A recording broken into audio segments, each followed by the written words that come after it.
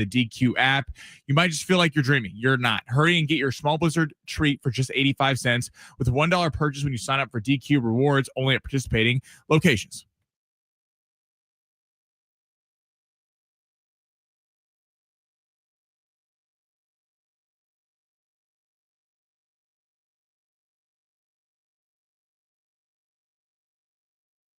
Let's get it going on a Wednesday. What up, everybody? My name is Ben Fletcher. That is Sammy Long. We are with you till 2 o'clock today. John and Jim will take over then. And man, oh man, did I have a feeling yesterday going into that game for the Padres that if Michael King was good, the Padres could do basically no wrong this postseason. They could get all the way to a World Series if Michael King is good. Michael King was not good yesterday. Padres get whooped by the Mets, like Sammy said in his update. Final score 8-3. And then I hear, but Fletch, the Padres hit 3 home runs yesterday. Yeah, 3 solo home runs. I mean, that does nothing for you. So the San Diego Padres get beat. I do agree with Kevin Acee, what he wrote in his article this morning, that it feels like a foregone conclusion now that the Padres will indeed open up the postseason in Chicago as the 5 seed taking on the Chicago Cubs. And we'll see how that goes. It's not like the Padres have been very good on the road against good teams. And Kevin also points out in that article that the trends are a little disturbing when it comes to them getting past the Chicago Cubs in the first round of the postseason. But we will see. That's what makes baseball amazing, is there are teams that are faltering late going into the postseason that end up going on some magical runs. There are teams who are on absolute fire heading into the postseason and get knocked out in the first round. But it does feel kind of crappy that the Padres have essentially been relegated to a 5 seed on the road for the first round. We got a lot to get to today. We got a couple pairs of tickets to give away. Billy Idol, along with Joan Jett and the Blackhearts next Tuesday at the North Island Credit Union Amphitheater, and some tickets to Aztecs football this weekend, taking on the Cal Golden Bears at Snapdragon Stadium Saturday night. A game for which I will be doing pregame alongside J.R. Tolver at 5:30 on Saturday. Would love to see you. Would love for you to swing on by. Semi, how was your night last night? How's your day going so far today? Night was good. I went and saw The Long Walk movie. Oh, was it good? I've heard good things. It was good. Pretty crazy movie. Were you at one of those theaters where you had to walk on a treadmill while you were watching the movie? No, screw that. I didn't. That's it's a good marketing scheme, but no, I don't want to sit there. A movie's about relaxing. So shout out to them getting their fitness on. But it was a very good movie. Very, very intense. But I think they did it well with the Stephen King. In regards to the Padres, woof. You just said it. And this is what's sad, is that now we're hearing hey, we've seen teams that have been really bad down the stretch that when they get to the postseason, turn it around. Last night, this team fails to capitalize on any opportunities it has. The Dodgers bullpen is atrocious. The Dodgers last night, Shohei Ohtani throws 5 no-hit innings. No innings. He hits a home run in the game, and then the bullpen gives up 9 runs. 9 runs. How is that possible? And we could be sitting here if the Padres actually could beat teams that were relevant and going, wow, they could legit take this division. But it's astounding to me at how bad the Dodgers have been recently and how faltering, and the Padres are putting no pressure on them whatsoever. Last night, Michael King gets blasted, and we're talking yesterday, Fletch. I mean, who do you trust to be the number 2 in this rotation? Because Pavetta's the one. Everyone pointed to Michael King, including us, as the number 2 guy. Well, his next start's going to be against the White Sox, and then his last start of the season against the Diamondbacks, who now it looks like that game will be meaningful because they keep on winning against the Giants, but maybe it's not. So we don't know what Michael King's going to be if you throw him out there in a postseason game, because you're going to be playing a team like the Mets. Very disappointing performance from the Padres, and it just continues the narrative that they can't beat good teams on the road. Now, I was out running some errands yesterday at the start of the Padres game, so I was going to turn it on as soon as I got home. I get a text from Sammy Long while I'm at Vaughn's yesterday out in La Mesa, and it says, "So much for Michael King's over on strikeouts for long shots." And I was like, oh no, what the hell happened? And I look, how many runs was it in the first inning? What was it? It was he gave up 6, I believe.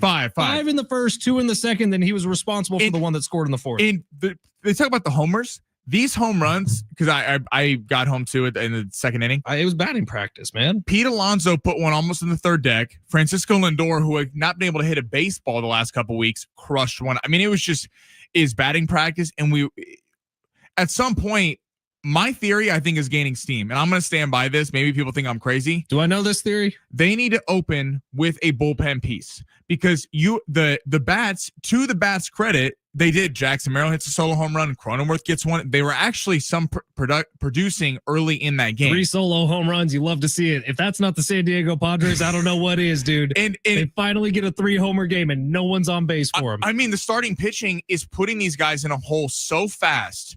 It's beyond. I mean, how are you supposed to, in New York, how are you supposed to come back from that? You don't. And the worry is that that's what's going to happen on the road at Wrigley. And I'll tell you, I'm really concerned about it. We'll see what happens. There's maybe, I don't want to say this, but maybe the window is closed. Maybe it was last year and you had 24 scoreless innings against the Dodgers and that was your chance. Maybe that's the case because starting pitching was definitely in a better spot last year than it is right now. Your lineup was in a better spot last year than it is right now.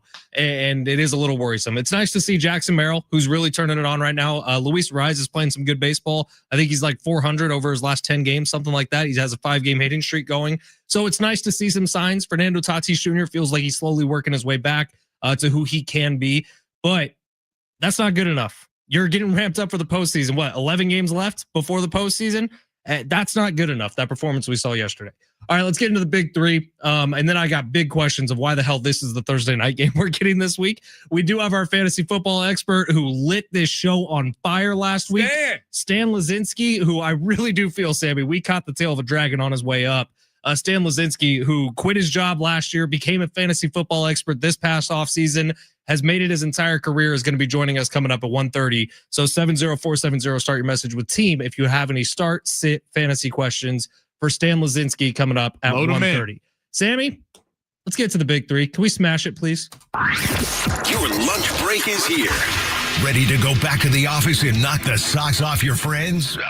Coworkers? It's time for the top stories of the day. The Big Three. I don't like starting the show so negative. We're going to be happy right now.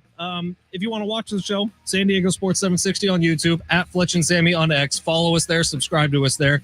A big shout out to everybody who came out to the Big Rich TD and Fletch broadcast this morning out at Clint's Coffee Place, Motorcycle Monkey out in Santee. That was a ton of fun, man. Clint August hosting us. Appreciation to him. And like 60, 70 people were swinging by at any given time. That was a ton of fun this morning. A couple of our listeners, Sammy, were out there. Elliot actually stopped by. A couple other people. I'm sorry, I'm forgetting your names. I've been up since 2 this morning. But it was a lot of fun. Shout out to Elliot. Yeah. Where are we going with the big three? We're going to go to the NFL because where else would we start?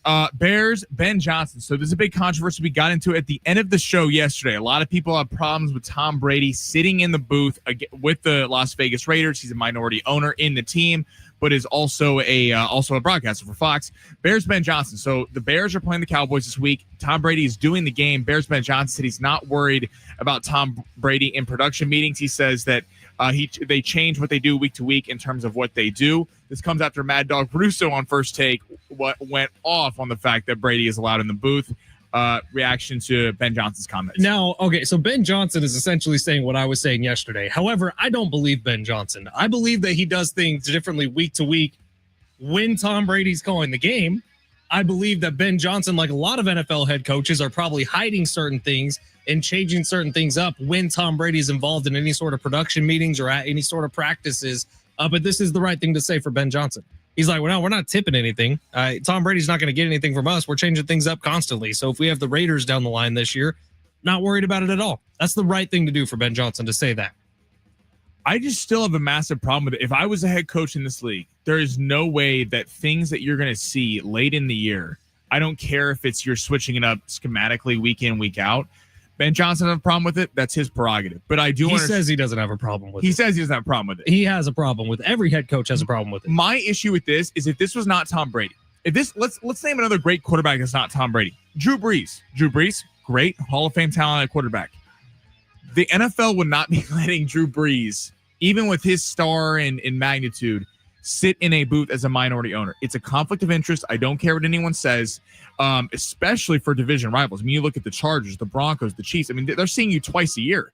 So you're not only are you going to be sitting in meetings with these guys, you see them twice later on that season. You're getting access to practices. You're getting access to, they directly talk game plan with the broadcasters. That's why they have so many tidbits on the broadcast of, they were taking a lot of deep shots at practice. By the way, if Tom Brady's there, gone are trick plays. You're not working on trick plays at practice because of Brady's good word, he's not going to say anything.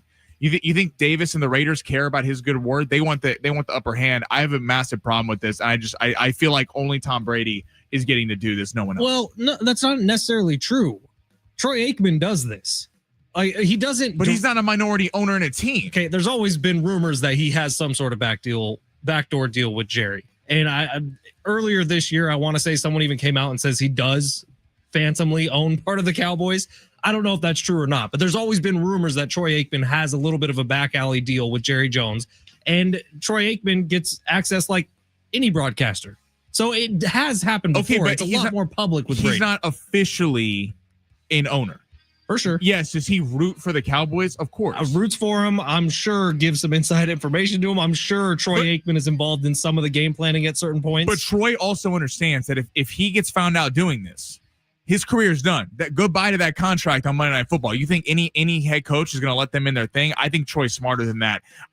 With Brady sitting there with his headset on, and then Orlovsky saying on the broadcast, he talks to Chip Kelly, the offensive coordinator, 2-3 times a week. Not a great look for the Raiders and Tom Brady. I think the NFL should do something about this. I think coaches are able to smart their way around this. I think Ben Johnson is probably just saying out loud what every coach is doing. They change things up when Tom Brady's a part of it. What's next? Colin Cowherd. Now, I love me some Colin Cowherd. But what did Colin say today? I'm pissed at Colin. He's on my S list right now, I'll be honest. I want to repeat, Colin, if you're listening, I'm a big fan. So am I. But he said something earlier today about how people talk about Bill Parcells. People talk about Bill Belichick. People talk about Andy Reid. People talk about a lot of great coaches. Don Shula. None of those coaches should be the greatest head coach of all time. And he threw out the name Jim Harbaugh because he has won everywhere he has been. Please react to that, and then I will go after. Okay, here's what I know about Jim Harbaugh, and I'll be honest, from the outside looking in, I think Harbaugh's a pretty damn good coach. He's a good coach. He's a great college coach. He's a good NFL coach. We could kind of leave it at that for that. Here's what I'll say about Jim Harbaugh. I know people who are close personal friends with people who were in that 49ers locker room when Harbaugh was there. When I tell you that by the time Harbaugh left, the players were holding a downright mutiny, I think that's putting it lightly. He is a very good coach. Talk to anybody who played under Belichick. Randy Moss, who was a perennial problem in the NFL, respects Bill Belichick more than any human being alive. Talk to anybody who played for Bill Parcells. In fact, we know one of them. His name is J.R. Tolver. Or Bill wasn't, I don't know if he was the head coach at the time. He was in the building, though. But J.R. talks about Bill Parcells with incredible respect. Look, Harbaugh does not belong in that conversation at all. Now, is Colin saying just football in general? Like somebody who's done both college and the NFL? In the history of football, is not Bill Belichick or Bill Walsh or Vince Lombardi. It's Jim Harbaugh. That's Colin is ridiculous sometimes. He also tried to get the entire world to hate Baker Mayfield for a minute, and it worked for a minute, too. I love me some Colin Cowherd. Colin, what are we doing, This is crazy. I mean, you talk about living in a moment. Win a Super Bowl, bro. Right. Jim Harbaugh is a great coach. Yes, he is. I'm not taking anything away from him. He won a championship at Michigan. He got the Niners to a Super Bowl. Don't get caught cheating, bro. Right. Well, also, first off, I'm curious what you think about this as a Niner fan. There's a lot of Niner fans who hate Jim Harbaugh. I did not like him as a Niners coach. I'll be honest. Did you want Kaepernick to play in that game over Alex Smith? So here's the thing. The Niners don't necessarily get to that Super Bowl without Kaepernick being the starter because that game against Green Bay, he had literally is in history books. It was one of the greatest rushing performances by an NFL quarterback of all time. Alex Smith wins that Super Bowl. I agree. I can almost guarantee. I agree. And Jim Harbaugh, so they win 2 games. And give them credit. They beat the Chiefs. They beat the Raiders with Geno Smith, who can't complete a pass 10-plus yards downfield. And we're already talking about Jim Harbaugh being one of the greatest coaches of all time. Absolutely not. If he wins a Super Bowl and he's won a college football national championship, he's still not the greatest of all time. But then I can at least entertain this. Colin, love you, bro, but this is crazy. Not to mention, that 49ers team that you're talking about, Sammy, the team that went to the Super Bowl, might have had the greatest defense of all time. Yeah. They for sure had the best linebacking room of all time. That was Patrick Willis and Navarro Bowman, who did not allow rushing yards. You could not run on them. So for Jim Harbaugh to get any sort of street cred for that Super Bowl run, I'm out, dude. You literally had one of the most historic rushing performances from a quarterback of all time on the way to that Super Bowl. You also had one of the greatest defenses ever in that Super Bowl. This is crazy. And you lost. Quickly, the third story, Dabo Swinney. So what is it with college football head coaches who are losing their mind? Brian Kelly over the weekend loses on a reporter. Dabo Swinney amid Clemson's 1-2 start, losing to LSU in week 1, losing to unranked Georgia Tech this week. Then goes off on the presser basically saying, well, I guess if you don't like winning, yeah, you can fire me. And he said, I'm just getting to my coaching prime. I will be like at another program in a split second, and is going off on reporters in the media for asking a question about why his team is 1-2. Reaction. College football coaches love to have a lot of control. They love it. This is why Dabo Swinney defends Clemson's position on not jumping into NIL the way other teams in the country have. Dabo loves control. Dabo feels that slipping out of him. And he also feels how good he is, that ego of his, kind of getting beat down a little bit right now. This is what you do when you're cornered a little bit. Some people lash out. Dabo seems like a lasher out to me. Clemson is not very good. There was a lot of preseason hype around this team too. A lot of preseason hype around the quarterback, Klubnik, who a lot of people said, why is Arch Manning getting all this respect for the Heisman? It should be Klubnik. He hasn't looked good. So I think Dabo, in the back of his mind, is a little worried about what the direction of this year's team is, and maybe is starting to lash out a little bit. Completely agree. I mean, this is a team that I fell for it. I picked them to win the national championship game. That is not happening right now. They're 1-2 at Clemson's. That's unacceptable. And he keeps living off the Trevor Lawrence championship and all this stuff, the Deshaun Watson years, which is great. But he wouldn't go into the portal. That was the big knock on Dabo Swinney. People in college football, Clemson fans, were furious. Like, he's not changing with the times. He feels old. There's a reason why Nick Saban and some of these guys got out of it. Kudos to Nick Saban. He's like, I don't want to have to deal with the transfer portal. I don't want to have to recruit that way. Dabo's still coaching and doesn't want to hit the transfer portal. They did a little bit this year, and Klubnik is not living up to it. I'm sorry, Dabo, that a reporter asked you a question why you're 1-2 and we're one of the preseason favorites to win the national championship game, and then you get frustrated that he's just doing his job. We got a bunch of texts in this first segment. We don't have time to read them right now. We will read them on the other side. Plus, we're going to be giving away some tickets in this hour, so don't go anywhere. It's San Diego Sports 760 live on the iHeartRadio app.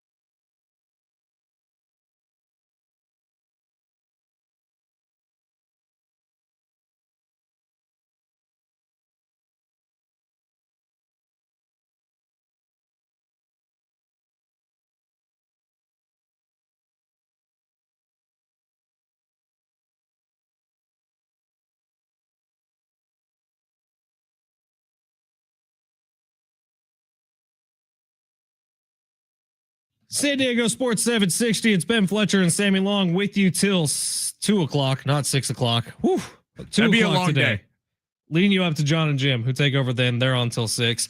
Pretty cool. I just stumbled across this on social media. Christian Chapman, who was actually the quarterback of the San Diego State Aztecs when I first got to San Diego, one of my first interviews I was ever a part of here on San Diego Sports 760, which at the time was Extra 1360, was with Christian Chapman, one of the morning shows I was doing. And so he just popped up on my phone and I was like, what the hell is Christian Chapman doing here?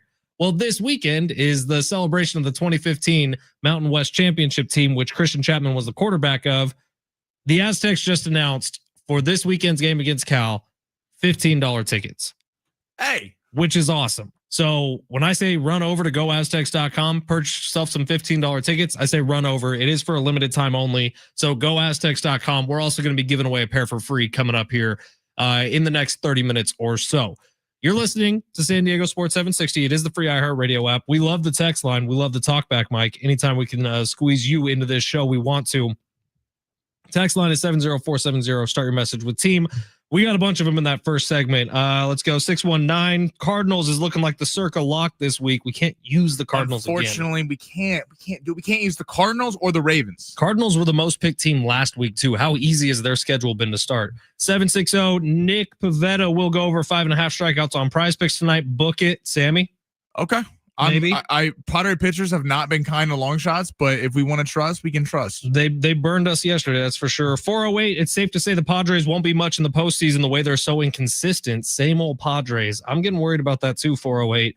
858, that's a fantasy football question. We'll save that for 1:30. 858, you think Pete Carroll is coming to Tom Brady for scout team advice? We don't think, we know. And it's not Pete Carroll, it's Chip Kelly. They talk, 3 times a week? Is that what the broadcast said? 2 to 3 times a week. That's and they go over film together? Yeah, I mean, it's not even fair to Tom Brady. It's not even fair. It puts him in a bad position. I don't know why the guy can't just be rich. ESPN knew what they were doing, releasing that info. Oh, yeah. ESPN was taking a shot. It was genius. That is interesting. ESPN, Fox. I didn't even put that together. Oh yeah, ESPN knew it, and they said it so just nonchalantly. They're like, "Yeah, Tom talks with Chip Kelly 2 to 3 times a week. They go over film together." ESPN. Did that and then it puts Tom in a bad spot. So he sees someone. If he sees the Chargers or the Bears and the Cowboys, who's calling this week, and the Bears are working on a special trick play, or you're seeing intricacies of their defense, or you're talking to the coordinators, talking to the players, and then. What happens if someone from the Radar organization goes, "Hey, what'd you learn?" Tom's a minority owner. So why would Tom not share that? Because he gets money when the Raiders play well. It's just, it's so flawed to me. And we know how competitive he is. Everything he does in life is about competing. Right. Do you think if he knows some crazy trick play the Broncos are going to run in a few weeks, he's going to be like, "No, guys, my ethical standards." First off, we all know what they were doing in New England for ethical standards. So clearly it doesn't go that far. Yeah, man. 858. I swear half of Colin's show this morning was spent doing something to Harbaugh, and it was so cringe. Yeah, Colin thinks what he thinks. Something to Harbaugh. Colin is one of the best broadcasters of my lifetime. I have no problem saying that. Love Colin. Colin is one of the reasons I'm doing this job. I listen to Colin every single day growing up. Colin was wrong on this one. Calling Jim Harbaugh one of the best coaches of all time. I think Colin might want a new weekly guest to swing by named Jim Harbaugh. Well, I think this is just a microcosm in the NFL. This is why it's the greatest, because it's the greatest reality show that's real, that's happening week to week unfolded. And I get it. People are high on the Chargers, as they should be. They're 2-0. They've looked pretty good. Justin Herbert looks like he's taking his game to a next level. And Jim Harbaugh is a good head coach. But it's amazing to me how we go from Jim Harbaugh and the Chargers are 2-0. Wow, they're a team to watch out for, to I'm hearing people talk about Super Bowl for the Chargers, for a team that hasn't won a playoff game. Herbert's never won a playoff game. And then now Harbaugh's greatest coach of all time. It's like, let's pump the brakes a little bit. Like, let's calm down a little bit before we start anointing the Chargers as the next big thing. Sounds like somebody's mad the Chargers beat the Chiefs. Well, I mean, it's just a fact. Year. We didn't have 3 of our best receivers, and we're talking about how they're, I mean, if the Raiders were half competent,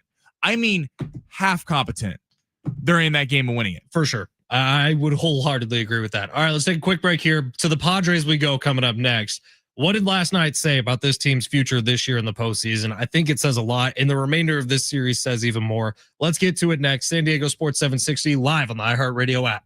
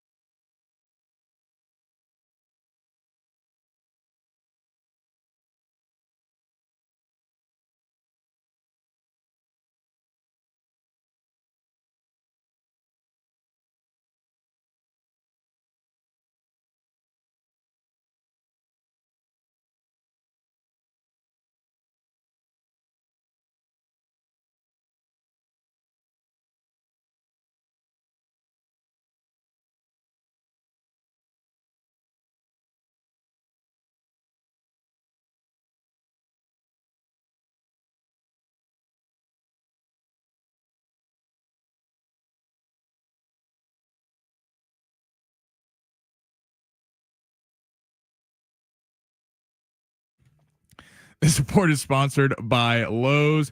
Padres back today against the Mets at 4:10 after losing 8-3 last night. They'll be back. The Mets are currently minus 125 on the money line. Nick Pivetta, who brings in a record of 13-5 with a 2.73 ERA, going for the Pods, while David Peterson going for the Mets, who is 9-5 with a 3.77 ERA. And Jake Paul, Javante Tank Davis bout has been moved from Atlanta to Miami because Atlanta, Georgia would not sanction the fight. Pro Savings Days at Lowe's means up to 35% off select major appliances, plus save an additional $1,000 when you buy 4 select LG major appliances valid through September 26th. Selection varies while supplies last. See associate or Lowe's.com for more details and qualifying items.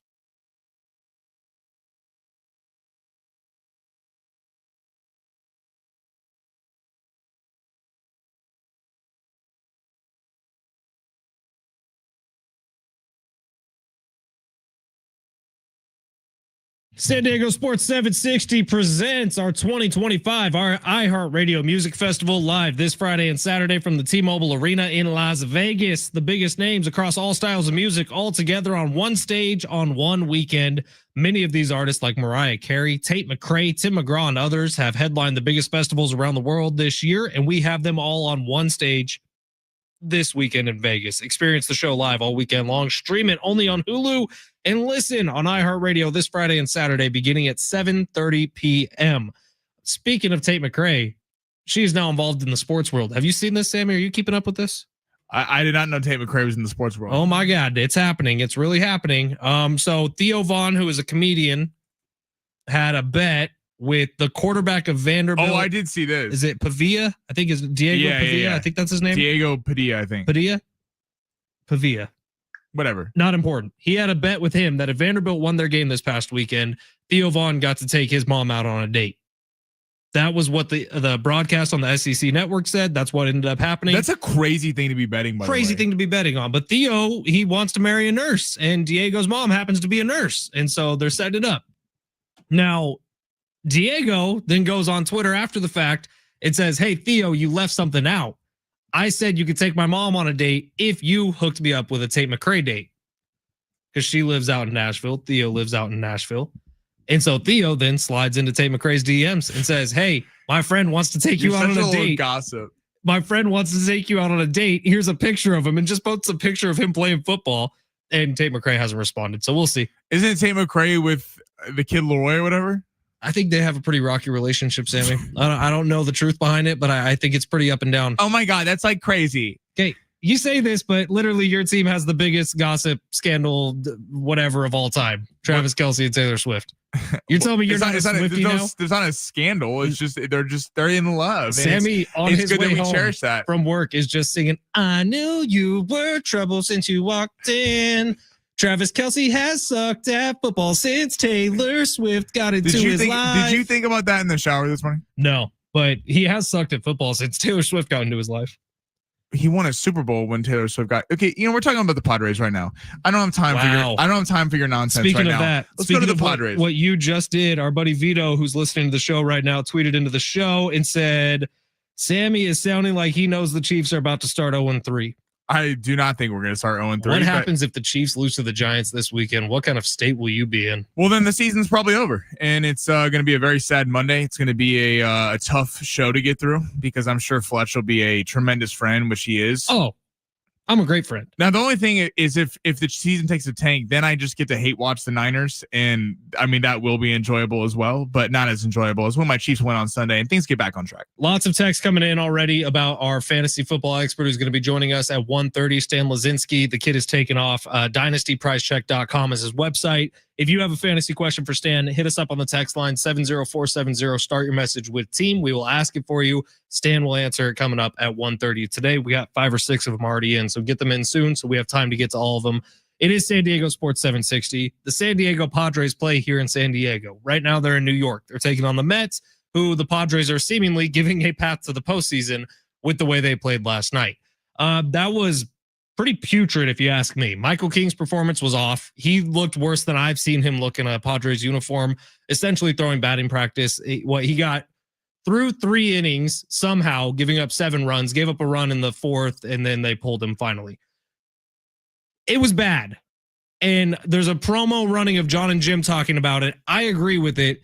If Michael King is good in the postseason, the Padres have a chance. The Padres can move on to the NLCS. They can move on to a potential World Series. If Michael King is bad and the Padres are down to one reliable starting pitcher, none chance. I have no problem putting it at a 0% chance that they get past even the divisional round. That's kind of what we're up against right now. We banked on when the bullpen got massive changes, and you looked at it as the best in baseball. This is before the Jason Adam injury, but despite the Jason Adam injury, they're still a very talented bullpen. We looked at them as, despite maybe having not the starting pitching you would want, if the bats are there and the bullpen's there, they can overcome some stuff. I.e., what the Dodgers did last year. The Dodgers starting pitching was horrendous last season, but the bats came alive and the bullpen was nailed. So if the Dodgers had a lead after the 6th, 7th inning, the game was wraps. Now, what the Padres have done, they have not invested in the starting rotation. There's no one that you can trust. Even Nick Pivetta has been roughed up a couple times this last few, but overall, Nick Pivetta has been the most solid addition, and thank God for AJ Preller. Had AJ Preller not signed him, can you imagine who would be the ace of this rotation? It'd be Dylan Cease. It'd be Yu Darvish. And there's not a single pitcher after Pivetta that you look at and go, oh, that guy's going to get us a win. And I'm not saying they can't. We know Dylan Cease has the stuff. We know Yu Darvish has the stuff. But, I mean, it's hard. Like, we keep running our head into a brick wall. There has been baseball. The one thing it gives you above any sport is the amount of games is a large sample size. And that's the one thing that it does have on everything else. Teams will let you know who they are. And this is what the Padres are. When they're talented, when they're on, when the bats are alive and the bullpen shutting people down, yes, they can beat anybody in a small series. But when the bats are not producing the way they need to, and they're really only producing against the Rockies, and then we're expected to go into Chicago with Matthew Boyd and Shota Imanaga, and you're expecting you're just going to flip the switch. I think the worst thing of all of it is that the Dodgers are not playing good baseball. The Dodgers are giving you ample opportunity to take the division and put pressure on them, and the Padres refuse to do it. It sucks. It's one thing beating the Rockies, kind of like you said, Sammy. And Dylan Cease has been good against the Rockies this year. Michael King was good against was he playing the Rockies in his first start back? I think he was. It was a soft landing for him. He was good against the Rockies. But last night against the Mets, a team that has a lot of power in their lineup, it was evident right away from the first pitch he threw that this was going to be a rough night for Michael King, and it was. It was more than that. And then to make things worse, we talk about the offense, and the offense has been our biggest gripe of this season so far, largely because of two names and two names only, and that's Manny Machado and Fernando Tatis Jr. Well, the offense hit home runs yesterday. No one was on base for him, so it doesn't matter. But the Padres, at least they had a game with 3 home runs. That's good to see. If the power can come back, maybe you can overcome some of the starting pitching woes. But man, the starting pitchers have been rough recently. When you look at it now with, like, it's just the NL is so wide open, and the Phillies have been taking care of the Dodgers, and you looked at this as an opportunity where the Padres taking on the Rockies this weekend, or the White Sox would some of the remaining schedule would be able to take advantage, because the Dodgers still have the Giants. Now the Diamondbacks are on absolute tear. I don't know if you feel good about the Dodgers or the Padres in the first round of the playoffs, because these teams that are hot, the Cubs have seemed to turn things around. And we said on deadline day, they were the team that everyone forgot about. The Cubs were playing elite baseball the first couple months of the season, and were kind of one of the favorites to dethrone the Dodgers. And then all of a sudden, they didn't make a ton of moves at the deadline. Everyone forgot about them. It's just this road stat of, what is it, 1-10 series, something like that on the road, teams above 500. About to be 1-11. Right. We'll see what happens over the next 2 days. But yes. Can the Padres do it? The Padres certainly can beat anyone because they have talent, but it's hard to think that over the sample size they've given us that they're just going to flip the switch immediately and all of a sudden they're going to go into Chicago and win, and then they're going to go into Philadelphia and win, and they're going to go into LA. It's they got to get their act together fast, or we're looking at another quick exit, which is going to be, I think, sweeping changes in the Padres organization. Maybe that's easy to say 5 months ago now. I don't know if I see it anymore, but if it's a wild card dropout, is the excuse enough? Jason Adam gets hurt. Is the excuse enough? No. Manny Machado and Fernando Tatis Jr. didn't have their normal years. I don't know the answer to that. And that can't be an excuse, because Manny Machado and Fernando Tatis are getting paid to be here for the long haul. Correct. So it's not like they're Jason Adam, yes, but every team's dealing with bullpen injuries. It is rough. Seriously, if you were to power rank the National League right now in terms of postseason success rate, I would say Phillies have to be 1, the Brewers have to be 2, maybe the Cubs 3, Dodgers 4, Padres 5. I guess. I mean, those damn Diamondbacks all of a sudden look like they're unbelievable. But the Padres are going to allow the Mets in.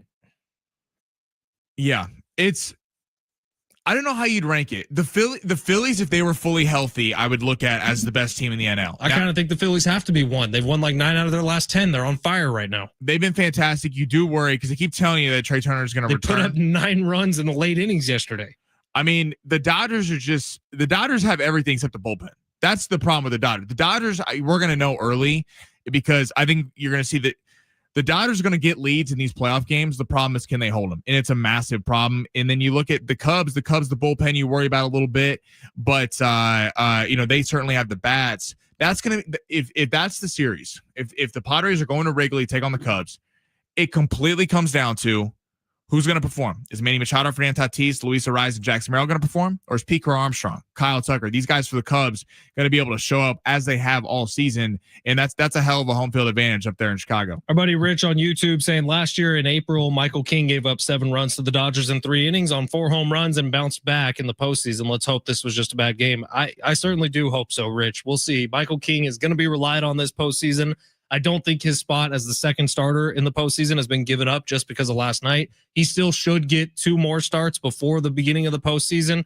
We'll see how he does. Rich, they need Michael King. I'm with you, Rich, and I like the positive outlook. That was also April. My only problem with this is, okay, let's just say he shoves against the White Sox. Well, the White Sox suck, and that's great, but that's not how you're going to be facing the postseason. And then you're going to play the Diamondbacks, who have been hot recently, so they could be playing for something. That could be a legit start. But we don't know. Is he going to have 2 good starts against two bad teams, and then you're going to throw him in there against an elite team in the Cubs or whoever you're playing in the NL? It's a tough decision for Mike Schultz. 949, thanks a lot, Fletch. Now I have that stupid Taylor Swift song stuck in my head. Yikes. The song is Trouble, and I would highly recommend going to YouTube maybe during this commercial break and looking up Trouble Goat Remix. It's a goat that screams. Instead of her saying, oh, it's actually a goat. Hey, don't be trashing Tay-Tay, okay? Shout out to Tay-Tay. It's phenomenal. Put some respect on her name. One of my favorite YouTube videos literally of all time is the goat screaming in place of Taylor Swift saying, oh. It's a goat going, ah! It's phenomenal. Highly recommend it. We got long shots coming up next. Yeah, we got we got some money to make. You're going to put Nick Pivetta in the lineup? We can, if the text line wants it. The text line wants Nick Pivetta. I just want to be careful because Padre pitchers have not been kind to long shots, and we have put a lot of faith in them. We have put a lot of overs on strikeouts, and they have not come through. Now, Nick Pivetta would be the one starter that we would have faith in. Mm-hmm. I don't feel good about it. You don't feel good about it? No. Text us right now. 70470. Start your mess with team. 858 wants us to put Nick Pivetta on the over on long shots. Let us know if you like that. And please don't be a homer pick. We're gambling. This is not about being homers. This is about, do you think it's going to happen? Let us know. Long shots next. San Diego Sports 760 live on the iHeartRadio app.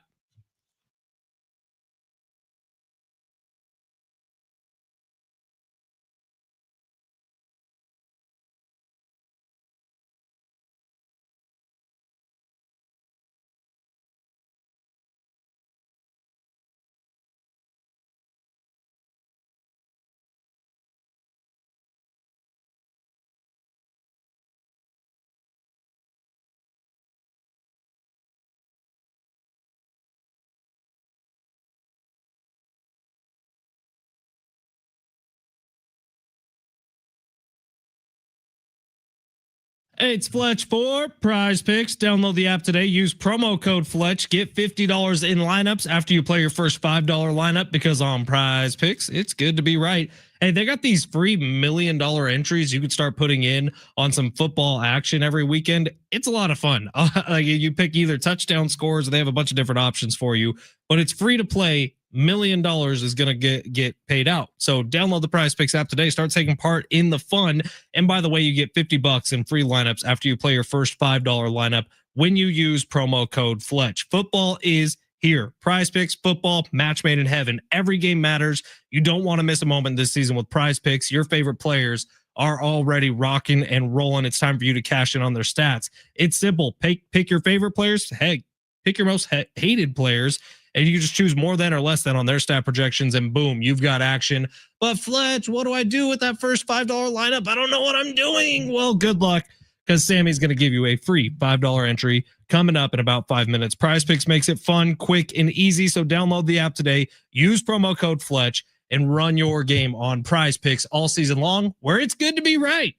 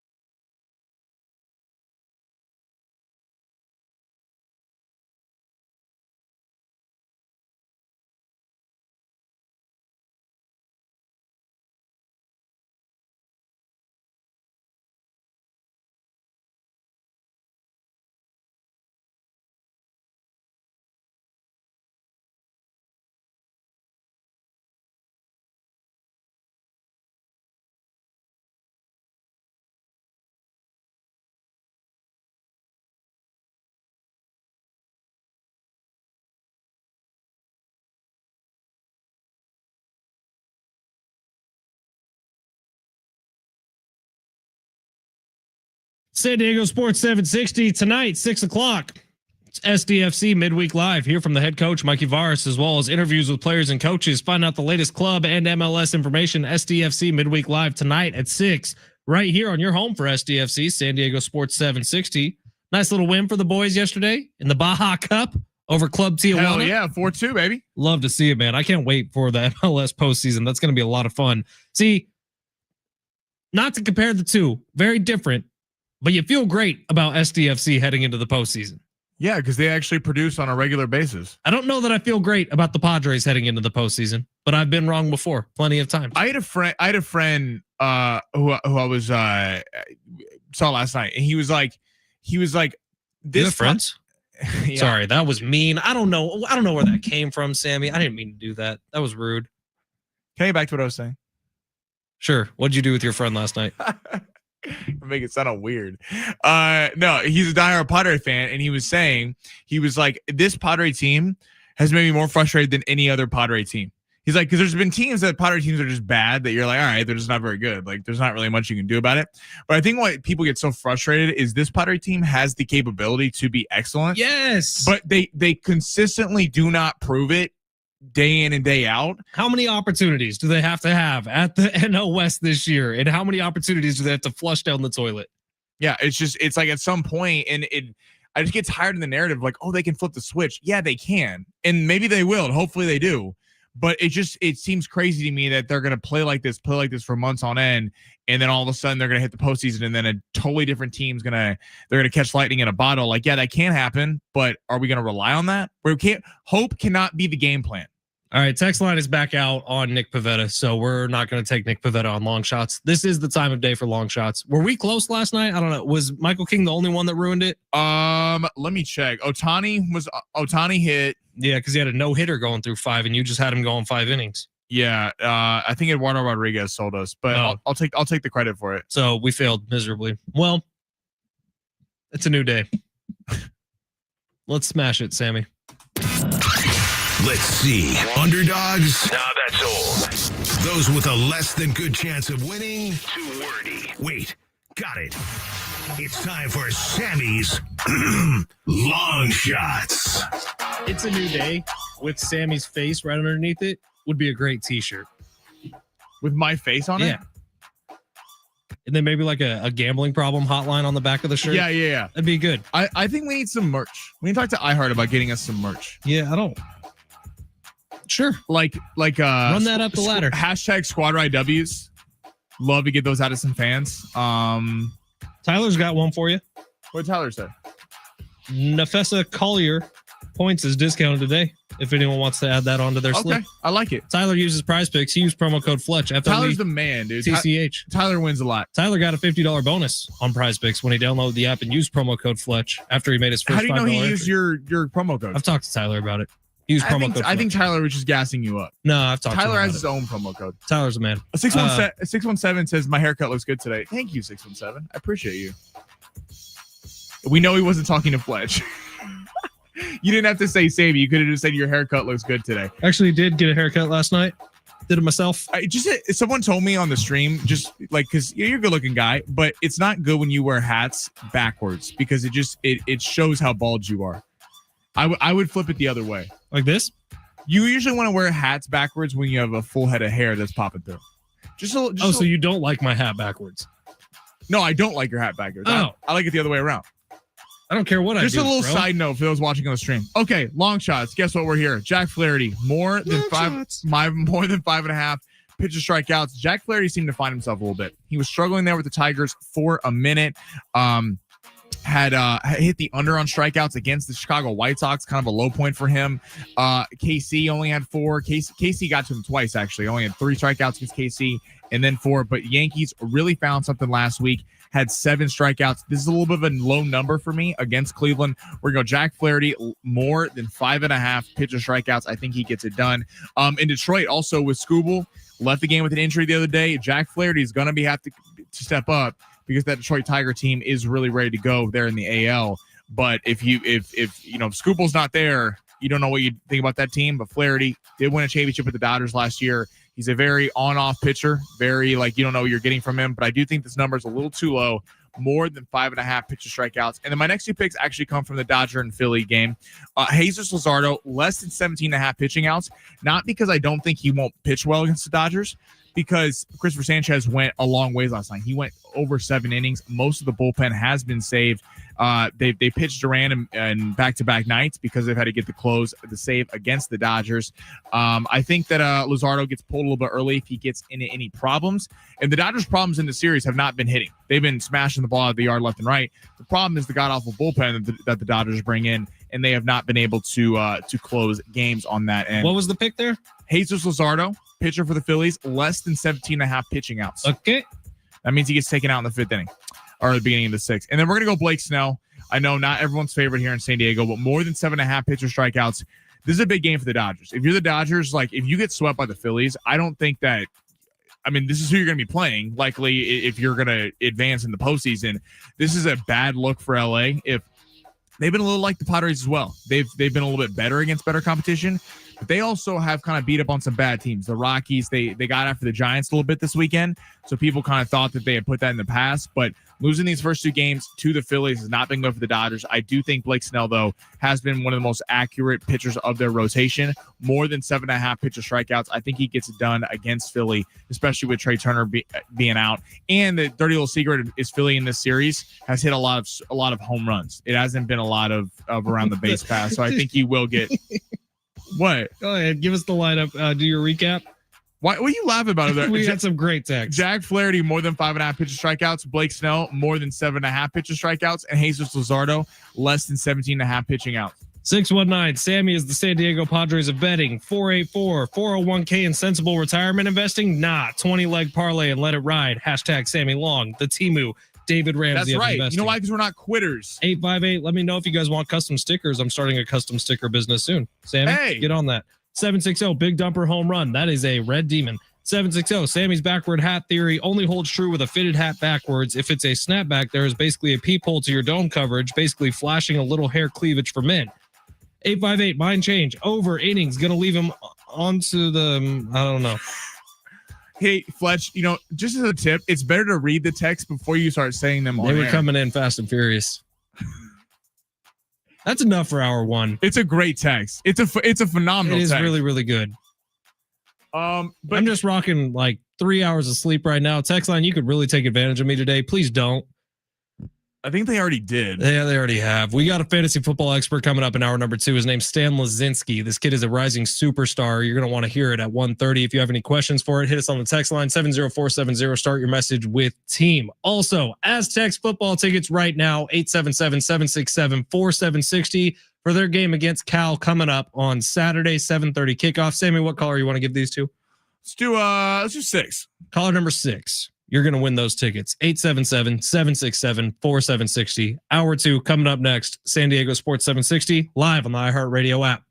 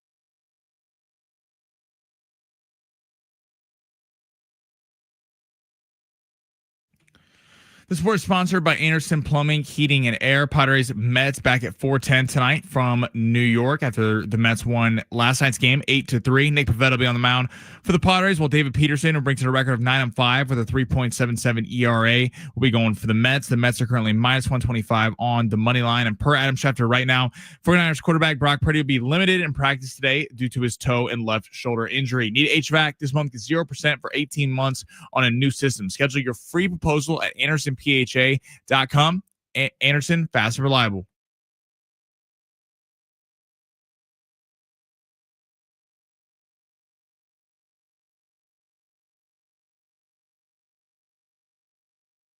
It's hour number 2 here on San Diego Sports 760. Shout out to our buddy Alan, who just won those Aztecs football tickets. Alan, we mentioned it in hour 1, and thank you for listening to the show, Alan. But Aztec football tickets just went on some crazy flash sale. So go Aztecs.com, $15 a ticket for this weekend's matchup against Cal at Snapdragon Stadium. That is a bargain and a half. Get on out there. J.R. Tolver and I will be out there doing pregame starting at 5:30 on Saturday. A bunch of special guests are planning on stopping by that pregame booth between 5:30 and 6:30. So I might recommend you stop by too during that time. It is San Diego Sports 760. This is hour number 2. Coming up in hour number 2, our fantasy football expert, Stan Lazinski. He owns and operates DynastyPriceCheck.com. That is his whole career is fantasy football. So if you want some questions, get him in on the text line 70470. Start your message with team. We will get you the best advice we possibly can from our fantasy football expert, who I'll be honest, Sammy, didn't really know what we were going to get last week with Stan. We were both wildly impressed with him. Yeah, he knows his stuff, man. He was fantastic. I really enjoyed having him on, and he was right. He was right on Charbonnet and Kenneth Walker, and yeah, I'm excited to see what he's got cooked up for this week because I need some help in fantasy.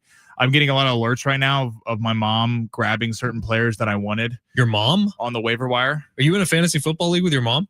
Yeah, is that a problem? No, that's really cool. Actually, I wish my mom played fantasy football. We have a family league. We have some friends in there, some extended family members, and it's very competitive. It's a 14-person league. So dude, I hope your mom kicks your ass. She's won. So I've won the league multiple times. She's won the league multiple times. My dad has never won the league. That sounds right.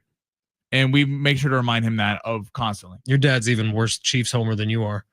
Oh my God. It's like your dad and Nick Wright must be best friends. I just enjoy this moment while the Niners are 2-0. I'm sorry. I want you to have your fun because this is like a little parade we got going on over here. And the best thing about it is Fletch knows it's coming. Fletch knows the drop off is about to fall. And he's just living off the fact, beating the Saints, beating the Seahawks. It's fun. Hey, throw a parade. Seriously, guys. It's a much like Jon Snow. I know nothing, Sammy Long. So we're just going to keep this thing rolling. We'll talk plenty of Padres this hour. We got another big 3 coming up. Like we said, our fantasy football expert's going to be joining us coming up at 1:30. We also have Billy Idol tickets to give away this hour. But let's start this hour like we start off every hour with the big 3, where Sammy Long takes us through every story in the world of sports, breaking news, all the good stuff. I actually thought hour 1, big 3, was one of Sammy's best of all time. No way he's topping it in hour number 2, but let's give it a shot. Sammy, smash it. Your lunch break is here. Ready to go back to the office and knock the socks off your friends? Coworkers? It's time for the top stories of the day. The Big 3. You can watch the show on YouTube at San Diego Sports 760. You can watch the show on X at Fletch and Sammy. You can listen to the show on the free iHeartRadio app as well as AM Radio. Any way you find us, we're glad you're here. Thank you for being part of this. My name is Ben Fletcher. That's Sammy Long. This is Sammy's Big 3. Is Michael King still your game 2 starter in the playoffs? It's a fair question. It's not like anyone else is taking the job from him. No, it's a super fair question, and I think that's why my reaction was what it was. Look, Michael King hasn't earned game 2 starter this season. Michael King will be the game 2 starter simply from lack of options. If the Padres win game 1, which you hope they would with Nick Pivetta on the mound, even though it's going to be tough, you'll be in Chicago, I don't think you have another choice but to go with Michael King. He's going to have a very, very tight leash, as will Nick Pivetta in game 1, by the way. This might be a series that has to be won by your bullpen, and the offense needs to step up. But because of lack of options, Michael King will be your second starter. It's just tough because you don't know, you're not going to see him again in a meaningful spot, even though he will have 2 more starts before the postseason. So it's hard to, if it's game 2, especially if the Padres lose game 1 in Chicago, to throw him out there. Now, there's obviously Kevin AC, I thought, brought up a good point on our show yesterday about how the postseason is different. You're always going to. Did Kevin say Yu Darvish would get game 3? Kevin said Yu Darvish would take it over Dylan Cease, which I thought was interesting. So do I, because the Padres kind of have it set up for Cease to be the game 3 starter. And the one thing going for the Padres is that in the postseason, you're always going to have an arm ready to come in the game. This is not like the regular season where you're just having to maintain. It's kind of, you got to battle through the whole season. You can't just burn all your pitchers every time they get in trouble in the regular season. In the postseason, there's going to be a tight leash. Now it sucks because Jason Adams gotten hurt, so the bullpen's not as deep as it was before. It's still a very deep bullpen, still a very talented bullpen, but I think you're looking at this and going, I guess Michael King has to be the guy. Yu Darvish on reputation, considering he pitched the best in the postseason last year. Dylan Cease obviously got ate up, but I mean, the thing with Dylan Cease is in him and Yu Darvish, they look good for 3 innings. They look phenomenal, and then it's the second or third time through that they get demolished. So, which is why you've come up with this strategy for the Padres, which I know Mike Schilt listens. He's actually a daily listener. Schilty, what up, dude? Mike Schilt loves me. But you've brought this up, and the more you say it, the more I don't think it's that bad of an idea. Take one of your bullpen arms and just use them as an opener. Like, I think that's fair because the Padres are not getting leads early in games. So instead of the 4th inning, you're seeing the top of the order again. You're pushing that to maybe the 5th inning. Well, in the whole point of having an elite bullpen, why you would trade Leo DeVries for Mason Miller is to hold leads. Well, the bullpen's not effective if you can't ever hold a lead because you don't have a lead. So I think if you were to throw one of these guys, not Miller or Suarez, I think it'd be interesting to bring Estrada in at the top of the game, especially considering his struggles against the Dodgers in the 6th, 7th inning. Just mix it up a little bit. I don't know. Obviously, it's a 3-game series. It's a 3-game season. The Padres are in the playoffs against the Cubs, but certainly I think you guys switch something up because what's happening right now is not consistently working and out. Throw everything at the wall this postseason. Look, obviously starting pitching, it just hasn't worked out this year the way you want it to work out. Nick Pivetta was never supposed to be the ace of this team. Why not try something different in the postseason? I've used this analogy before, Sammy, but you think about like a little league starting pitcher. A coach, if a kid threw 5 balls in a row 3 feet above the strike zone, the coach would tell him, all right, next time I want you to spike one, just to see something different happen. If you're the Padres, you really comfortable going into this postseason, into Chicago, and doing the same thing you've been doing all year? Because that's done nothing for you on the road against postseason teams. What's next, Sammy? Rams taking on the Eagles in a fun matchup on Sunday. What quarterback have you been more impressed with this season so far, Stafford or Hurts? And who do you trust more going forward? Stafford, without a doubt in my mind. Look, Matthew Stafford, I don't think is close to being healthy, and he still put together 2 pretty good performances. Now, the Rams offense looked pretty awful in week 1, but I think a lot of that had to do with the disruption that they had mid-game when Puka Nacua went out with injury. If you watch the first 2 drives of that game with Puka Nacua, that offense was humming, man. And then Puka comes out, and all of a sudden everything's kind of thrown out of whack a little bit. Stafford looked great last week. Jalen Hurts has become my most annoying NFL player. And I think he's great. I really do. And I know we got a lot of Eagles fans listening right now, but because of the tush push, by the way, did you see what the NFL did with the tush push? No. I'll tell you that in a second. But because of the tush push, because of the lack of targets to A.J. Brown, who has ruined one of my fantasy teams, I have become very annoyed with Jalen Hurts. The NFL with the tush push, I cannot believe this wasn't a Big 3 story. That angle down the sideline, which shows the tush push clearly being offsides. In fact, the left guard and the right guard have now been determined to have lined up offsides even before they got the jump. NFL has gone and copyrighted every single post with that video on it, essentially taking the video down. The NFL does not do that. They love the fact that they get so much free promotion from people reposting their videos. They went and copyrighted every single play of that sideline camera. I did not know that happened. Mm-hmm. Well, that's pathetic because the play is. I mean, I'll get into that in a second. So, but seriously, like Dove Kleeman is a popular poster on X right now. All he does is illegally rip video from the NFL and post that. That's his entire following, and the NFL never does anything with it. That video and that video only is getting copyrighted everywhere. I mean, we talked about the tush push ad nauseum, but it's just part of what makes football so fun is the fact that you don't are you going to go for it on 4th and inches and 4th and 1? And are you going to call a trick play where you do a pitch play and try to trick someone out of the backfield? Are you throwing it? Do you risk the throw because in the post game everyone's going to go, why would you not run the ball? It's hard how this team right now, or like the Eagles, they haven't really moved the ball and looked that great this year. They're the only team, there's some stat where they're the only team to not throw for a passing touchdown through the first 2 weeks, and they're 2-0. I mean, that's like the Cowboys had ample opportunity if they catch that ball. CeeDee Lamb, obviously they beat the Chiefs, but it just felt like that was more on the Eagles defense than it was on the Eagles offense. You'd like to be able to see this team who has a ton of weapons. A.J. Brown, Devontae Smith, all these guys are there. I know Goddard didn't play against the Chiefs, but like they have weapons and they don't ever use them. It's actually kind of boring to watch, and I like watching a lot of running, but it's like they're playing with a 1st and 9, 1st and 8 every time. I'm curious to see how it gets called, because I do think the game this past Sunday is going to get that rule ban next year, because everyone's going to be watching it. Every time they run a tush push now, the refs are going to be watching for it, the broadcasters are going to be watching for it, and so forth.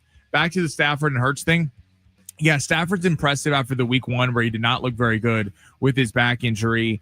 Seems to be acclimated to Devontae Adams and Puka Nacua being there. Hurts is tricky because I do like Hurts a lot. I think he's a very talented quarterback. But then again, back to the tush push, it's real. Like people knock him for the fact that he inflates his touchdown numbers because of the tush push, but it is a fair criticism. He gets like 12 rushing touchdowns a year simply off that tush push. And you wonder if Jalen Hurts was dropping back to pass, which I know he can because he did against the Chiefs in the Super Bowl, especially in the first one that they lost to the Chiefs. He was winging the ball all over the yard. And did he throw for like 400 yards in that game? You know Jalen Hurts can. So this does not mean ripping Jalen Hurts. It's just it's weird how the offense has been tailor-made where we don't get to see what Jalen Hurts does, and therefore you wonder what's going to happen with A.J. Brown and Devontae Smith if they get frustrated at some point. Who's next? All right, let's head to Jimmy Butler making some headway today. Jimmy Buckets? Jimmy Buckets has reached out to the Warriors. What's going on with his hair these days? We're gonna see. The training camp's here in a couple weeks. We're gonna see what it's. He always has something new. Think he's going full emo again. Where are you? That was last year.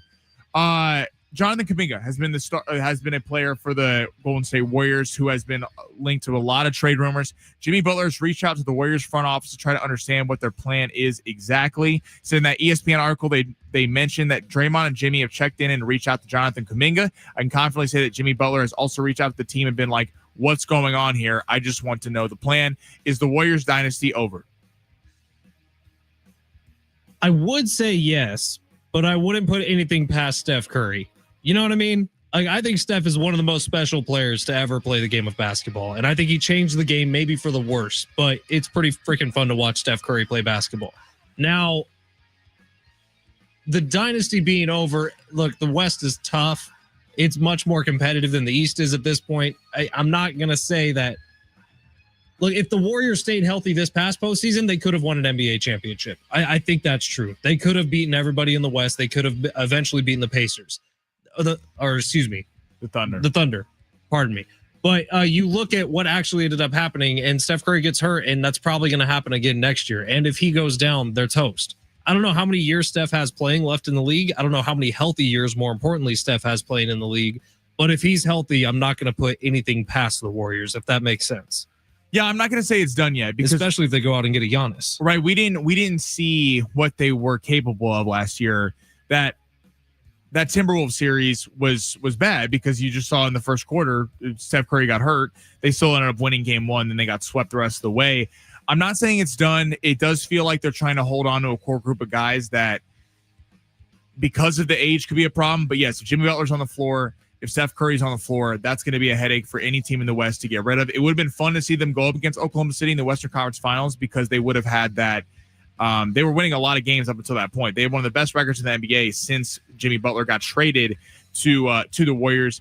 The Kuminga situation's odd to me. It just feels weird that there must be some serious locker room issues between him and Steve Kerr. I'm curious when we have Mark Willard on sometime soon what he would say on that, because it's odd, like how Kerr does not play him, and the media asks him, like, why is this guy who could be a 20-point scorer a game, as we saw in the playoffs when Steph went down, who he will not play, and now they won't pay.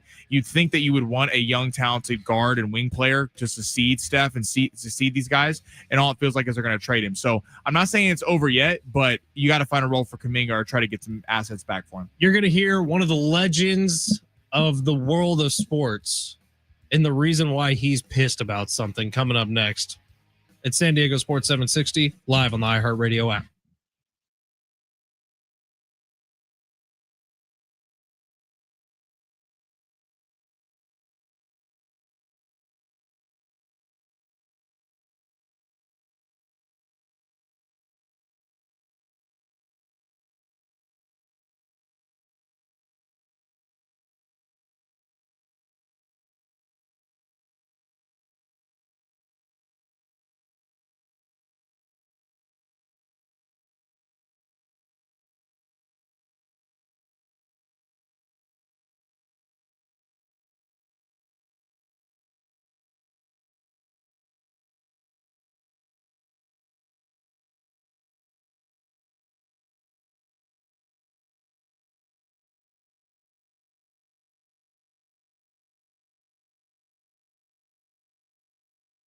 Hey, it's Fletch for Prize Picks. Let me tell you what I love about Prize Picks. I love the promotions. Taco Tuesdays, Flex Fridays, and then, hey, on a random Wednesday, why don't we just give out some lightning bolts? That's what they did today. If you want to include them in your lineup, those are all discounts. Discounts you can put on players, discounts you can add to your potential lineup winnings. Download the Prize Picks app today. Use promo code Fletch, FLETCH. When you do that, you're going to get $50 in bonus lineups after you play your first $5 lineup. Here's one for today. Jack Flaherty, more than 5.5 strikeouts. Nafessa Collier in the WNBA, more than 20.5 points. That one's discounted with a lightning bolt. Blake Snell, more than 7.5 pitcher strikeouts. Jesus Luzardo, less than 17 pitching outs. You can put that lineup in. That's what I'm running with. That's what Sammy's running with. And you can win big on Prize Picks if you got the skills. Download the app today. It's football season. You want it with you on Sundays. I promise you that. It makes watching sports more fun. I've talked about it like you're entering into sports heaven. When you sit down on the couch, you make your lineup. You then have a bigger rooting interest in the game. Download the Prize Picks app today. Use promo code Fletch, FLETCH.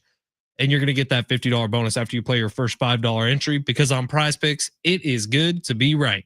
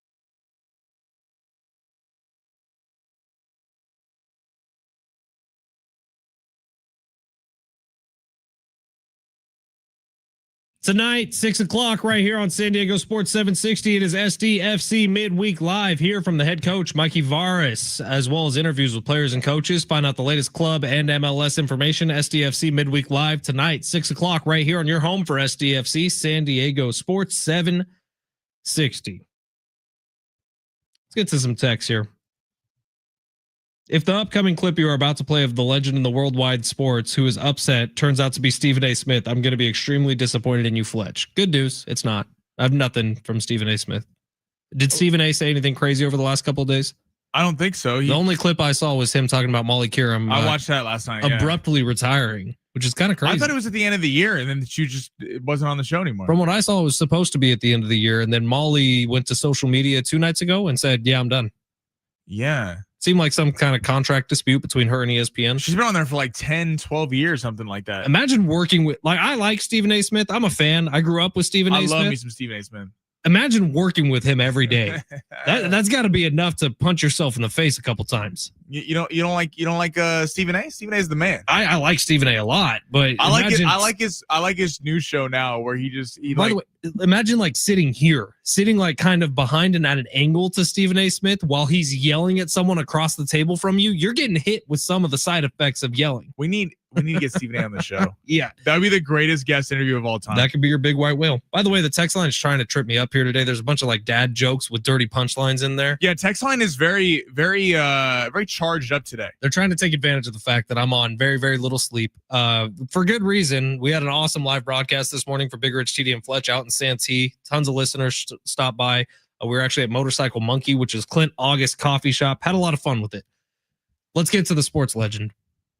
I don't actually have any sound for this. I don't know if the sports legend's actually pissed, but I would imagine he is, and we're going to hear it tomorrow night.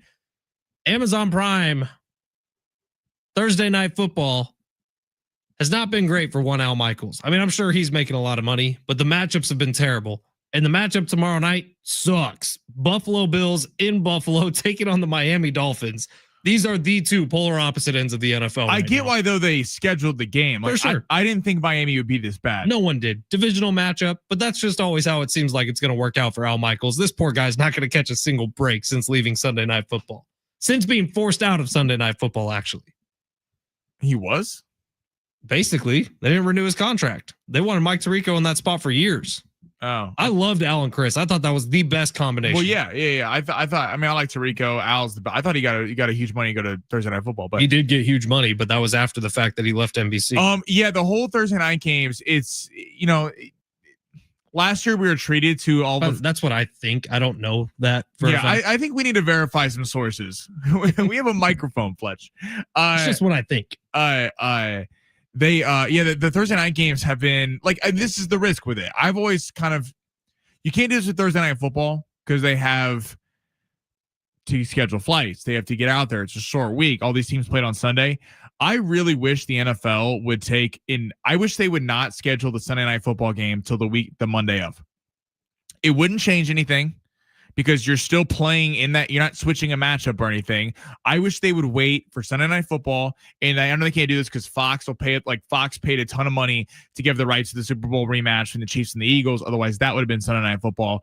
CBS can do the same thing. But I really wish they named the Sunday night games the week up. And I know you can't do this with Thursday Night Football because it's already locked in, and it's on a short week anyway. And yeah, it does suck for Al Michaels and Kirk Herbstreit that some of these games have been kind of duds, but we'll see. I mean, maybe the game's not a dud. We're assuming. Is there any chance that the Dolphins somehow turn it around after there's been questions all week about Mike McDaniel's job security, about Tua Tagovailoa's future in the NFL? I definitely think the spread is way too high. What's it at? 11.5. Because that feels about right to me. The Dolphins can score. And by the way, I'd take the Bills on that at home. I don't know if I take 11.5 in a divisional matchup, because the Dolphins, if you think in this game, are playing for their head coach to not get fired. They're playing for half the team to not get traded. Tyreek Hill's playing to get traded. Everyone's talking about Tyree getting traded, Waddle getting traded, Achane getting traded. I mean, this team's going to blow itself up if they don't get a win here, or at least be competitive in this game. I just wish there would primetime slates, like even like the Christmas games, even the Thanksgiving games. I wish that the NFL waited till the week of or the week before to schedule games, because there's nothing worse at the end of the year. We don't have a lot of this right now, but like the Bengals right now are on Thanksgiving against the Ravens. Before the season, you look at that and you're like, that's a fantastic matchup. Now, without Joe Burrow, you look at that matchup, you're like, the Ravens should probably be 8 to 9 point favorites in that game. I wish the NFL waited to schedule some of these games. By the way, the internet agrees with me. Yes, Al Michaels was effectively forced out of his lead play-by-play role for Sunday Night Football as he was abruptly removed from NBC's NFL playoff coverage right before the postseason began. Woohoo! It feels wrong. Al's one of the greats. Al is one of the greats, but one of the greatest. NBC hired Mike Tirico in like 2015 or something to be part of their Sunday Night I like Football Tirico coverage. though on the broadcast. Tirico's fine. He's not Al Michaels. Yeah, I mean, no one's Al Michaels. No one ever will be. And Al Michaels is even great on Thursday Night Football duds because he openly complains about how it's a dud. But guess what? Amazon is locked into that contract for like 11 years, and they paid something like $13 billion to get it. And can we give a shout out to Al Michaels for the fact that he revolutionized gambling? He was the guy that when no one else would talk about gambling, they wouldn't even mention it on broadcast because they were scared of that they get fired. He would say something like, "Well, that screwed somebody." Yeah, you say that was important to some at late field goals or in touchdowns for the spread. So shout out to Al Michaels for literally revolutionizing gambling as well as the broadcasting business. Also, Al Michaels has never eaten a vegetable. That one's true. I know that one for a fact. Really? Never eaten a vegetable. How do you know that? He was on 60 Minutes or some CNN thing one time, and he said that to the host. And he was like, "Yeah, there's no vegetable I've ever eaten in my life." And he said, wow. "I've proven." Well, he looks good for his age. He's like 80, and he looks awesome, and he's still sharp as a nail. He's great. Al Michaels is the best. All right, speaking of the best, we got our fantasy football expert coming up next. His name is Stan Lazinski. He owns DynastyPriceCheck.com. He's one of the best up-and-coming stars in that world. He's going to join our show coming up next. It's San Diego Sports 760, live on the iHeartRadio app.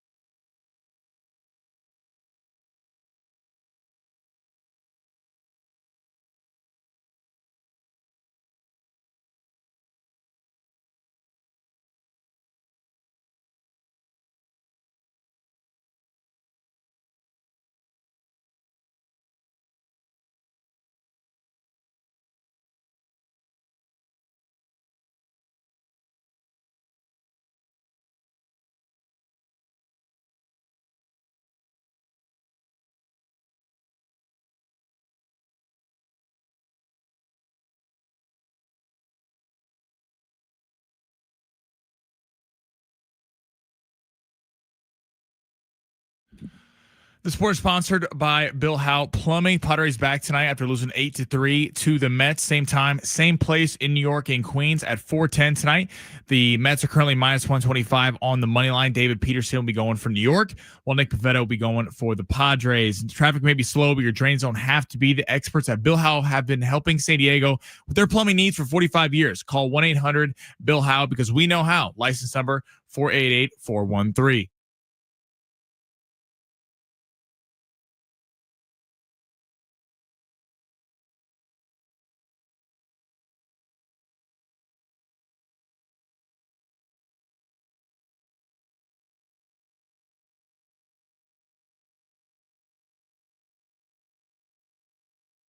San Diego Sports 760. We have our fantasy expert, Stan Lazinski, coming up in just a second here. But first, we present our 2025 iHeartRadio Music Festival live this Friday and Saturday night from T-Mobile Arena in Las Vegas. The biggest names across all styles of music all together on one stage on one weekend.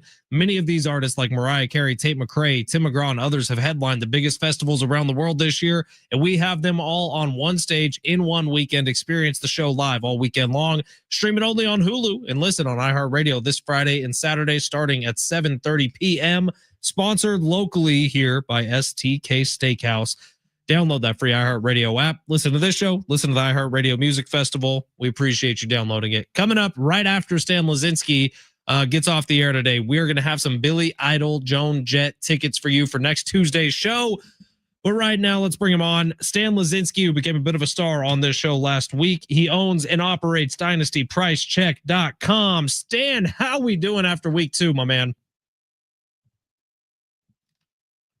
Tune into that Giants Cowboys shootout. It was an absolute barn burner. It was a great game. We actually Sammy and I are in this huge survivor pool out in Las Vegas with Circa, and that game would have helped us out so much if the Cowboys lost. And we felt like it was going to happen. There was like 5,000 people who were on the Cowboys in that one, but it didn't work out for us. All right, we got a bunch of texts coming in, Stan, but I think before we get to that, let's talk about some waiver wire pickups, maybe some wide receiver depth pieces you can get going into week 3 here.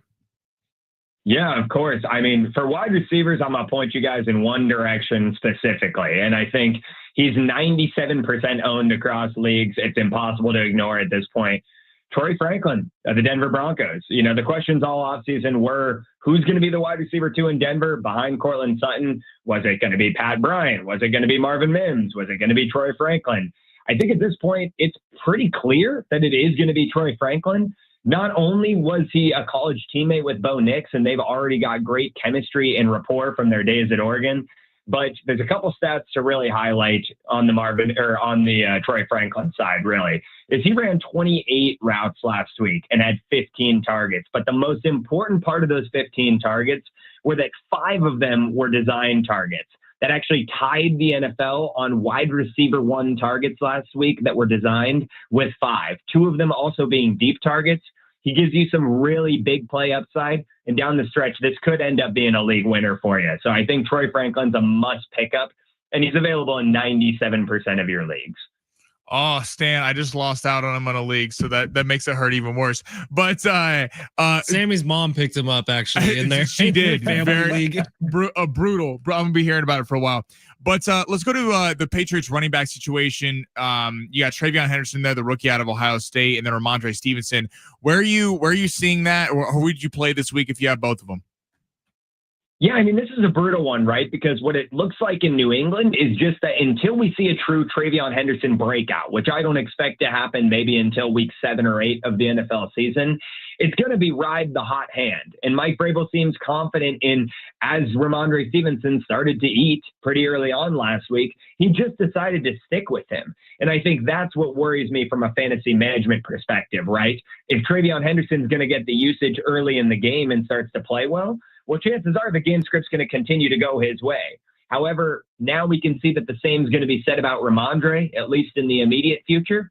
So I think for now, if you have better options on your bench, like a J.K. Dobbins per se, who's been very consistent, even in a split backfield, I think we got to be leaning to some other options rather than just plugging and playing Travion every week until I see more. Stan Lazinski, dynastypricecheck.com is where you find him. Let's get to some of these texts from the 314. Stan, thoughts on trading for Rashid Shaheed? He has had volume so far this season and when he was healthy last season.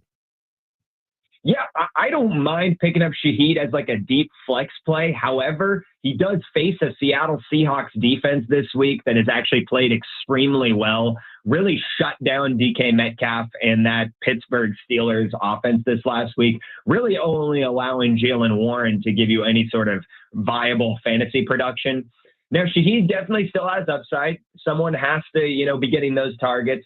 However, with Chris Olave taking the majority of the volume, I do find Shaheed a bit more touchdown dependent.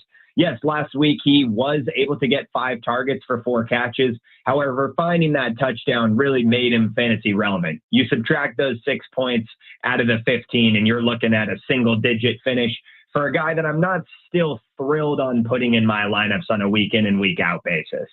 760's got 2 questions for you. Number one, would you go Jalen Waddle or Jamison Williams? And then in the whole Miami kind of scope, is there any player on Miami that you think is worth starting, or would you stay away from that entire offense? Yeah, I think I'm going to lean Jalen Waddle this week, even though it's against a tough Bills matchup here. My only reasoning for that is simply that I do expect the Dolphins to be playing heavily from behind here, and there should be plenty of targets to go around. Now, the real issue we're dealing with in this Miami offense, from my eyes, and the numbers would tell you the same, is Tua's lack of efficiency and missing guys on open routes. Tyreek Hill has been open multiple times, as has Jalen Waddle, and Tua's decision-making has been far from good so far this season. So I am going to lean Jalen Waddle for the matchup, but I really don't like that Miami offense in general from what I'm seeing. 760, please ask Stan, what the hell do I do with a Marion Hampton? Sell or keep? Garrett Wilson also. Yeah, both of these guys are going to be guys near and dear to my heart, and I'm going to be saying you got to keep them both. Amarian Hampton, he's a rookie. I think we've been spoiled over the last few years with the Brock Bowers, Sam Laportas out there that have come out their rookie season and broke all the records. Even Brian Thomas Jr. did that last year. Same with Puka the year before. There's always going to be rookies that hit immediately, but there's also going to be rookies that take time to grow. And I think Amarian Hampton is one of those rookies that it's only been 2 weeks. He has the draft capital, and an important stat to remember is that if you were drafted in the top 22 picks of the NFL draft and were a running back, you've never in NFL history failed to put up a top 8 running back finish within your first 2 NFL seasons. That should show you that we'd be having to break an entire record of history for Amarian Hampton to not eventually get good.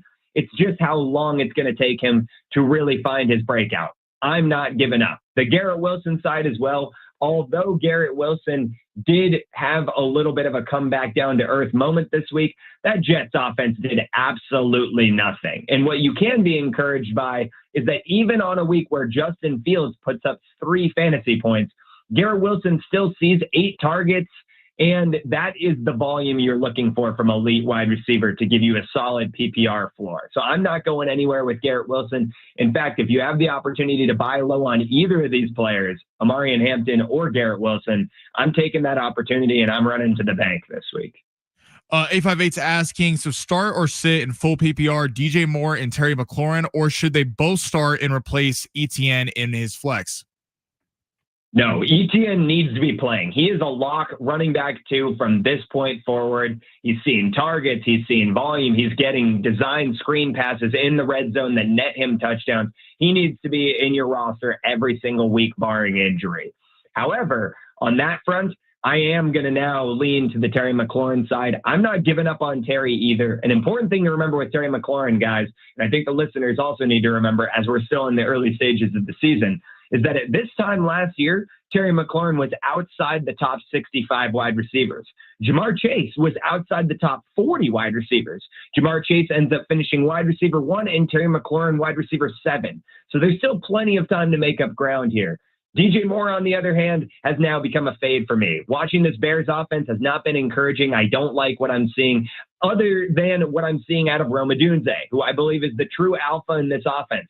If you'd been following me on all my socials, which I recommend you do, you would have known me saying this offseason that I think Rome Odunze is going to take over as the alpha in that offense by week 7 or 8.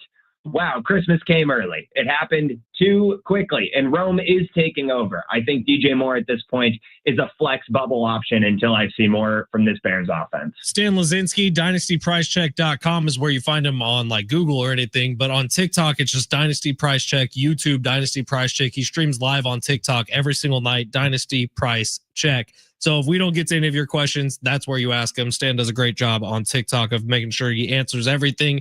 I'm glad you brought up the Bengals because obviously we've had tons of quarterback injuries already this season. It's giving me massive flashbacks to 2020 or 2021 when we had like 59 different starting quarterbacks. Miserable year.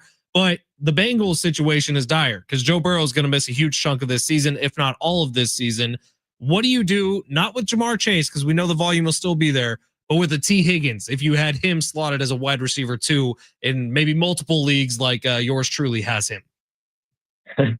Yeah, absolutely. I mean, personally, I've never been the biggest T. Higgins guy. I know it's not a popular opinion. However, even during his best ever finish last year, when the Bengals were dropping back 46 times a game on average and working with one of the worst defenses in the league, T. Higgins was only able to finish wide receiver 17. Yet he was being drafted in the third and early fourth round as if he was a bona fide wide receiver one like Mike Evans. I don't believe that volume is going to be now possible with Joe Burrow going out to the injury. Therefore, I'm trying to get ahead of this. One of the trades that I've been looking to make often this week is trying to flip T. Higgins for a Teteroa McMillan. For the folks that haven't been paying attention to the rookie or this lackluster Panthers offense, he is quietly amassing a ton of targets and volume over there. And for the more casual people in your league that aren't as tapped into the rookies and upside, I think you need to be going to try to flip T. Higgins for Tet McMillan before it's too late. 858 is asking, start Trevor Lawrence or CJ Stroud this week? I think you got to fade CJ Stroud until I see any more from this Texans offense. They looked abysmal again this week, really struggling. Outside of the one deep shot Stroud had to Nico Collins to start the game, they were very, very stalled on the offensive front, and that line looks like it's going to struggle all year long.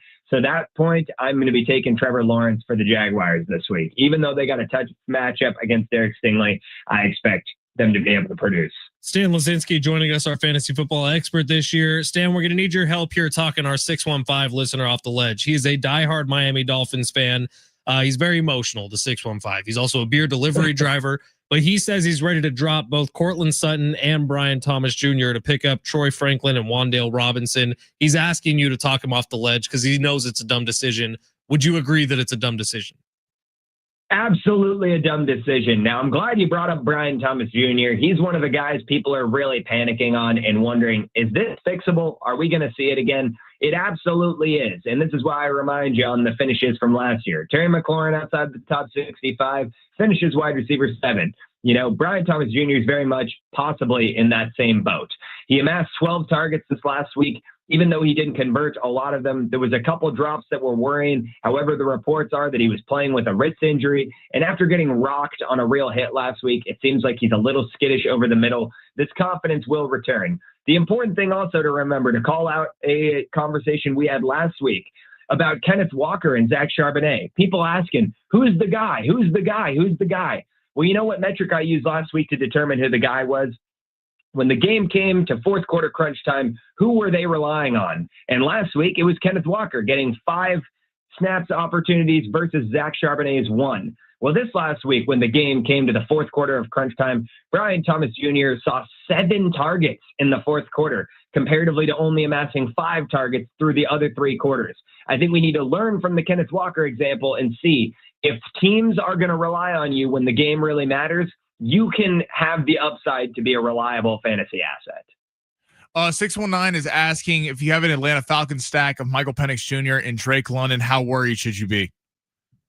Not worried at all. I'm a big Michael Penix guy. Not only does he have great downfield throw percentage and big play opportunity, but Drake London's an efficient route runner with all the talent in the world. I think this Falcons team is going to find their footing, and no better chance to do so than against the struggling Carolina Panthers this weekend. I would be playing them both if you have the stack.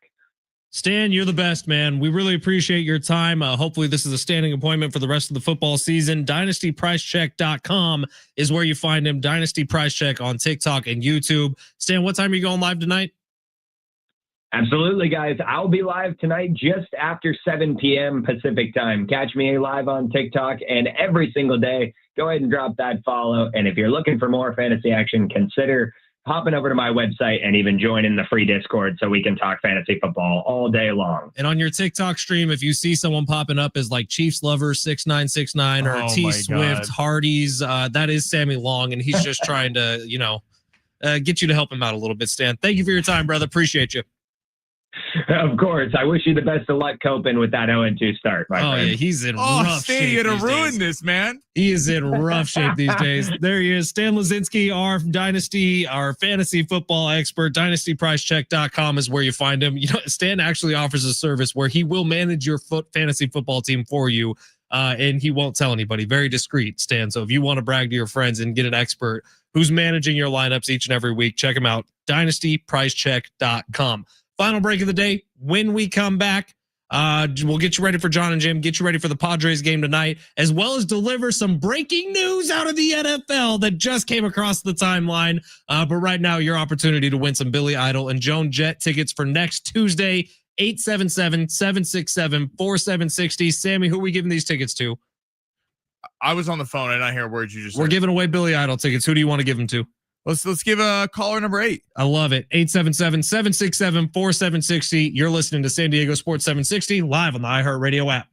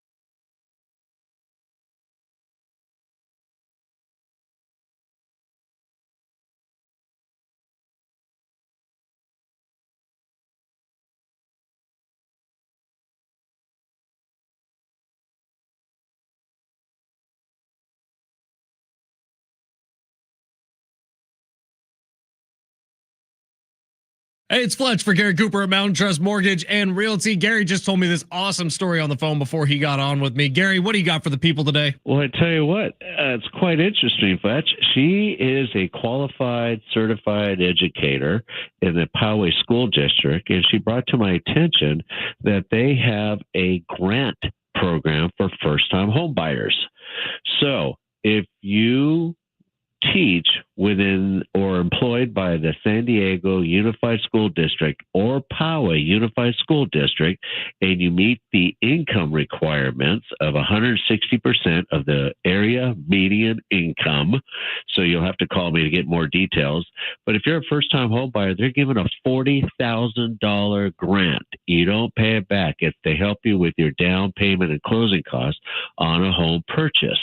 And you don't have to buy within that specific area, whether it be Poway. You can buy anywhere in San Diego County, but it's a $40,000 grant program, and it's pretty easy to qualify. So if you have questions, give me a call. I'll get you connected and help you with buying your first home. Give Gary Cooper a call today, 858-376-1299. That's 858-376-1299, and let him know that Fletch sent you.